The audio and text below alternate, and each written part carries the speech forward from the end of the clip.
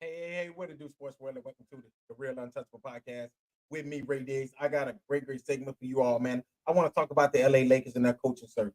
Will the LA Lakers hire JJ REDICK as their next head coach? And will they add Rajon Rondo on their assist as one of their assistants? Hey, before I get started, man, make sure y'all hit the like button, the subscribe button, and also the share button. And let me know what you all think about this segment. But I want to talk about this right here. JJ REDICK. Will JJ REDICK be the head coach for the LA Lakers next season? I've come down to the conclusion, and I think that the LA Lakers will bite down on what LeBron is demanding, because I think this right here is what LeBron is demanding. I think this is one of his demands. That is the reason why I feel that Rich Paul came out and said what he said, that LeBron is a free agent, which he's not. He hasn't opted out of his contract, which I expect him to opt out, but he haven't at this very moment. But that is the reason why he pretty much already threw that out there on the table. Like, I'm gonna go ahead and throw this out here so they will know that LeBron is gonna opt out of his contract to become a free agent. But I think that that right there was pretty much telling the LA Lakers that you all need to hire who I want you all to hire. And I think that the LA Lakers will hire JJ REDICK as their next head coach, which I got a feeling. I think, my personal opinion, I think it's a terrible decision. I don't think that JJ REDICK should be the head coach for the LA Lakers. Okay. Now, if you want to add Rajon Rondo as one of your assistants, I'm okay with that. I think Rajon Rondo, he's knowledgeable. He know a lot about the sport. He knows a lot about basketball. And that's pretty much what he was doing his last few years, pretty much mentoring the younger players. Okay, so I think that that right there would go good. Now, if you want to put JJ REDICK on the bench as one of your assistants, that's cool. But him jumping to the front of the line, it kind of gives off privilege. It kind of give off, a little bit of privilege, because he's jumping to the front of the line of coaches that's been coaches, that's done a good job in this business. But now you want to put him at the front of the line that have no coaching experience, not even at a high school level, not at a college level, not haven't been on not been assisted on any NBA team, but now he can be a head coach. It kind of putting off to me Luke Walton. But at least when we say about Luke Walton, at least Luke Walton did sit at the end of the bench and watch Steve Kerr. Even though, and then also he also was the head coach when Steve Kerr went out. I think he had surgery. And I think when Luke Walton filled in, he was like 18-1, 19-1. I think he went on like I don't know what his record was. He had some crazy record. I think they went on like a big winning streak with him being there.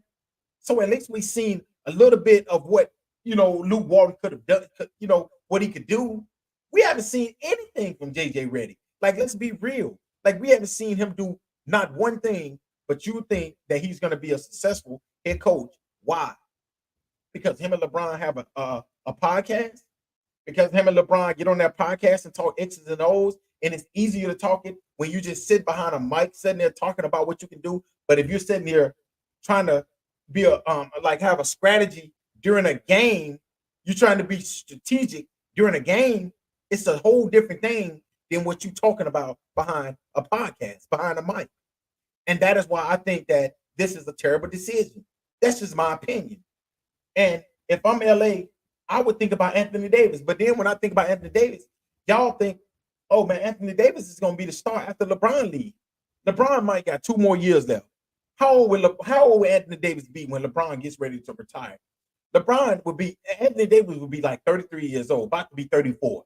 Let's look back at all his injuries.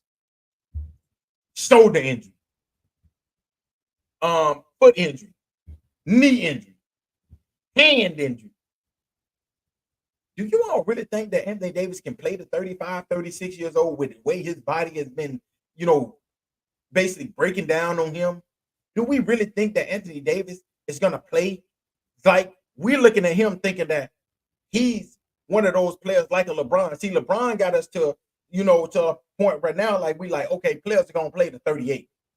A lot of players not playing to 38, especially somebody that's injury prone like Anthony Davis. So this right here might be Anthony Davis' last coach.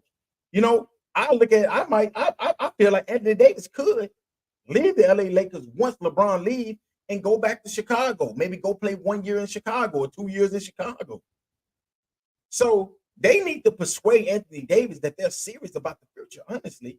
And honestly, I think with them hiring, bowing down to LeBron and hiring JJ Redick, it's pretty much you bound down to a superstar to hire a coach when in 2 years, LeBron is going to be gone. Let's be real. LeBron might play 2 more years. And we just crossing our fingers right now because we don't know about injuries or whatever. But he's a max 2-3 years of max that he's gonna probably play. That he's gonna be able to play at this level. He might only got one and a half years left of playing at this level that he's at right now. So do you really want to, give? Do you really want to, give LeBron everything that give LeBron everything that he wants?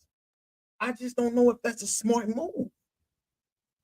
I just don't know if that's a smart move right there to give him everything that he wants like that. Because, like I said, when you looking at this thing, you need to be looking at a long-term coach. You've had 5 coaches in the last 10 years. That's unheard of, especially for the LA Lakers. We expect that from the Detroit Pistons. We expect that for the Charlotte Hornets. We expect that from some of these other bad teams. But we don't expect that from the LA Lakers to have all of these head coaches within the last 5 years. And this right was last all the years when LeBron was here. Just think about all the coaches he's had since he's been there. So when I look at this team, right now, I just got a feeling that LeBron is forcing the Lakers LeBron is forcing the Lakers to hire JJ Redick. And it's going to come back to bite them. I think that it's a bad decision, and the Lakers should not do it. But when you are dealing with a superstar with as big as LeBron is, these are the things that come with it.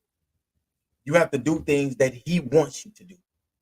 And I just honestly feel, me personally, I think that the Lakers are so fucking ready, so damn ready for LeBron James to retire.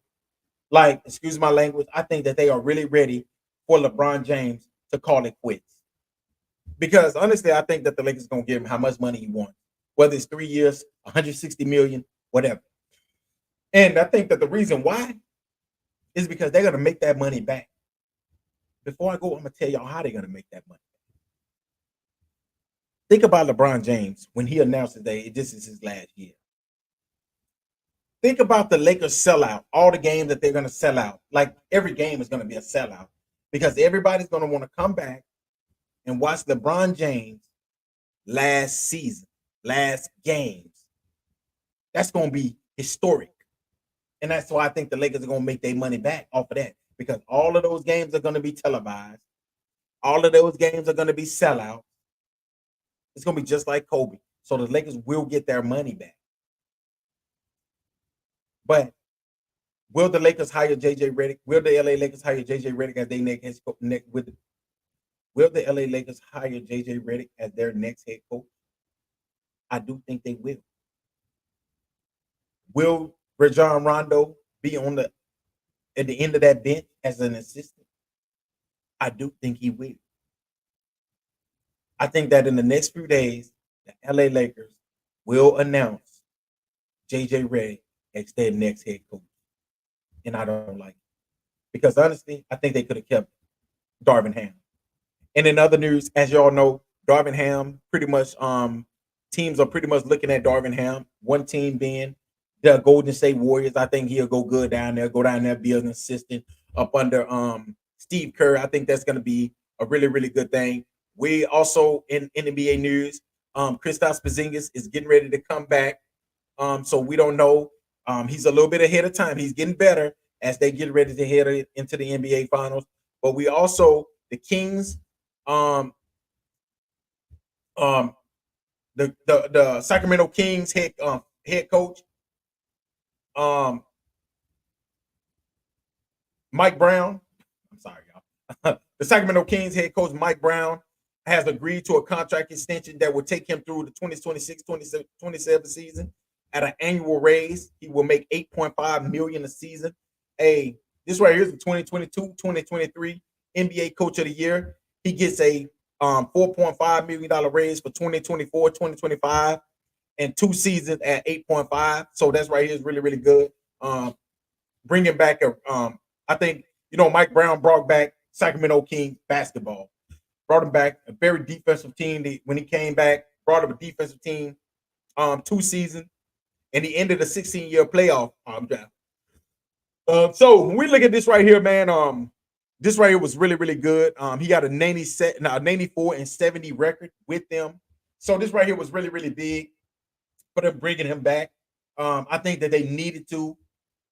So this right here was really, really big for the Sacramento Kings. Also, I want to say rest in peace to Aaron Gordon's brother. As we know, Aaron Gordon's brother passed away just yesterday in a car accident. He was a former NBA player as well, Drew Gordon. That is the older brother of Denver Nuggets star Aaron Gordon. He passed away in a car accident. He played only a few games for the Philadelphia 76ers, but he also played a lot of pro ball overseas in the G League. Played in Turkey, France, Lithuania, Poland, Ukraine, and he also played in Russia as well. He was a former McDonough All-American that played at UCLA and Mississippi and New Mexico. And I just want to say condolences goes out to his wife, and he also had 3 kids as well. So make sure we pray for him and his family. Also, last but not least, I want to talk about Bronny James will be staying in the NBA draft. He will be staying in the draft. Where do I think Bronny will be drafted? I don't know right now. The Lakers, I'm hearing that the Pelicans pretty much are letting the Lakers keep their number 17 pick. So that could be Bronny right there at number 17. Do I think that is too high? I definitely think that's too high. But who am I?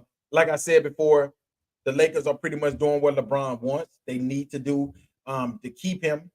And that's why I think that they will hire JJ REDICK and they will draft Bronny James somehow, some way, unless some team up there towards the top try to steal him away from the Lakers. But I think the Lakers will find a way to get Bronny James in that gold uniform that are LA Lakers. Okay. And last but not least, well, that's pretty much it, man. Thank y'all again for listening to another great segment of the Real Untouchable Podcast. I will be coming back. Also, I want to talk about the WNBA. Caitlin Clark came on TV. I will be talking a little bit more about this tomorrow, but I got a video. Caitlin Clark complaining about the WNBA is not protecting her. Basically, what she's saying. She pretty much saying that the WNBA is not protecting her. They're allowing players to play physical against her. Now, this right what I don't understand, right? So you complaining about players being physical with you. That's how I know you're not great. That's how I know that what greatness. I remember watching Michael Jordan get the brakes beat off of him against the Detroit Pistons. And why do people consider him the GOAT? Because he figured it out. He figured out what did he need to do. What did Michael Jordan? What's the number one thing that Michael Jordan needed to do? Get bigger. He got bigger. He got better. That's what you do when you're great. You don't go to the media and complain about the WNBA or the NBA is allowing them to play physical against you. No, you don't do that. What you do is you figure out a way to manipulate. You figure out a way how you get better. I know what I need to do. I need to get stronger, but I also need to figure out a way how I can get these other women in foul trouble. That's what you do when you're great. You don't go to the media and you putting your hand on your head and you talking about, yeah, the WNBA is just allowing them to beat me up because nobody want to hear that. Nobody cares. You're supposed to be the face of the WNBA. Be the face of the WNBA. Nobody else said, do they play you hard? They're going to play you hard. When LeBron James came out, his own teammates was talking about him.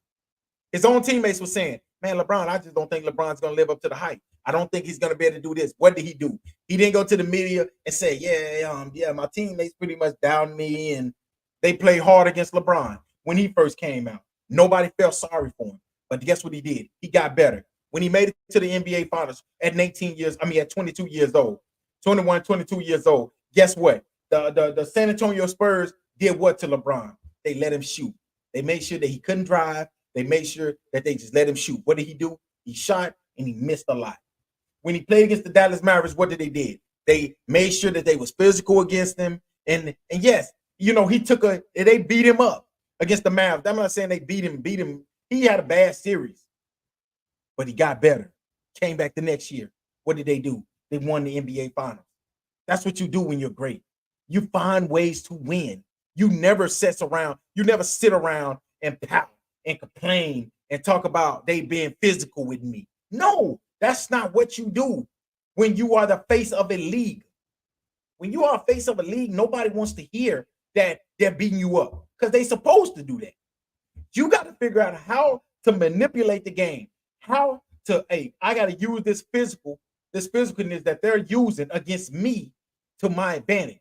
So I'm gonna make sure that I get them in foul trouble, find out how to get them in foul trouble, or anything that I can do. That's what you do when you're great. You don't complain. And that's right there. I just want to say that right there. And hey, make sure y'all tune in for the next episode. I will be coming right back talking about who will be the highest paid player in the NFL. Will it be CeeDee Lamb or will it be Justin Jefferson? I just don't know, man, when I'm looking at this. But I'll tell y'all what I think when in the next episode of the Real Untouchable Podcast. Until next time, y'all have a great, great night, man. I'll be coming back at y'all right after this. Peace.